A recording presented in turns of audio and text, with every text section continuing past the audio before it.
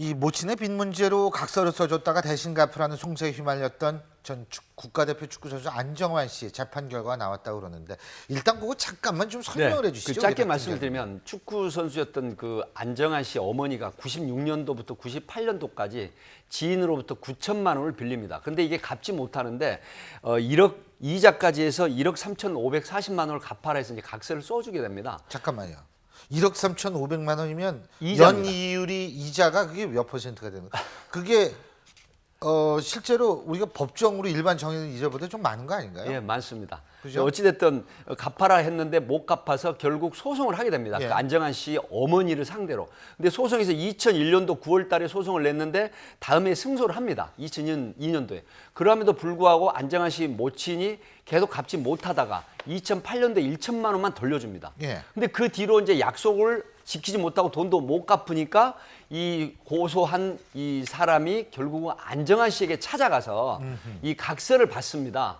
이 어머니가 빚진 돈을 갚아라라고 했는데 결국은 이게 갚지 않은 상황에서 소송을 냈는데 안정환 씨 손을 들어줬습니다.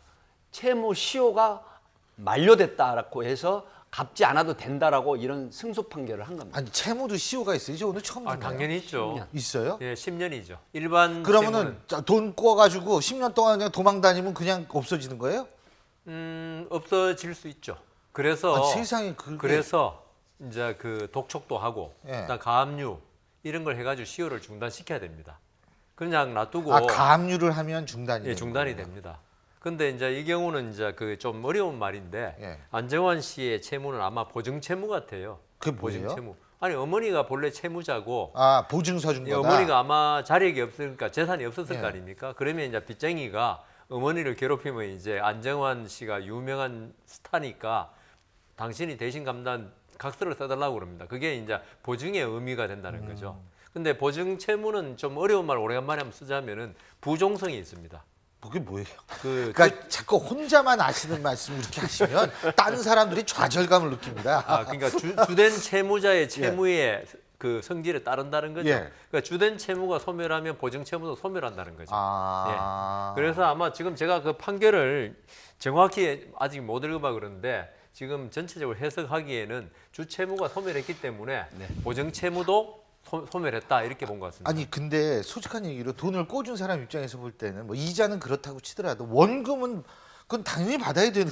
저는 그거 오늘 처음 알았어요. 당연히 받아야 되는 거 아닙니까? 그보다 돈 꿔준 사람 얼마나 억울하겠어요. 그게 왜냐하면 10년이 지나버리면은 어떤 증거가 많이 없어집니다. 10년쯤 지나면. 그래서 이게 재판이 붙으면 있죠. 법원이 판단하기 엄청나게 힘든다는 거죠. 증거가 없이 재판하기에는. 그래서 법원에서는 당신이 빌려주고 안 빌려주고 떠나서 10년이 지나면은 아무 일 없이 10년이 지나면 채무가 없는 걸로 하겠다. 그런 거죠. 범죄를 저지르면 공소시효가 있는 것도 이제 그런 측면이 있습니다. 그 기간 동안에 체포가 안 되고 하면 도피를 한다라든가 심리적인 불안감, 긴장감 이런 것들이 결국은 공소시효가 지나면 처벌하지 않는 거하고 똑같은데 채무 기간 동안에 이 빚을 갚아라라고 하는 이런 어떤 증자들을 남기면 이게 공소시효가 연장되는 걸로 알고 있는데 변호사님 답변을 해주시죠. 그러니까 답변해 그 주시죠. 저기 보통은 이제 10년이 되기 전에 판결을 받아요. 예. 민사소송을 제기해서 판결 받은 날로부터 확정된 날로부터 10년이 지나면 또 그게 또 소멸하기 때문에 보통은 그래서 그 판결 받은 날로부터 10년이 되기 전에 또 소송을 또 해야 됩니다. 그러니까 그 돈 빌린 사람이 재산이 생길 때까지 계속적으로 소송을 제기해야 됩니다. 10년에 한 번씩.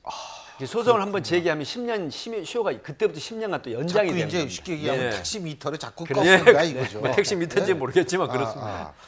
그렇군요. 근데 안정환 씨의 어머니가 한때는 비구니, 그러니까 스님이 되려고 생각했던 적이 있다고 그러더라고요. 네, 2002년 10월 달에 이제 도박, 이미 알려진 거기 때문에 명예훼손 의도는 전혀 없습니다. 그 도박 빚을 많이 지게 되면서 남의 신용카드를 사용하게 되는데 상당한 액수의 신용카드를 사용을 합니다. 예. 근데 결국 고소가 돼서 여신 전문 금융업법 위반으로 구속이 되죠. 그런데 결국 2003년도에 2003년 12월 초에 항소심에서 집행유예로 풀려납니다.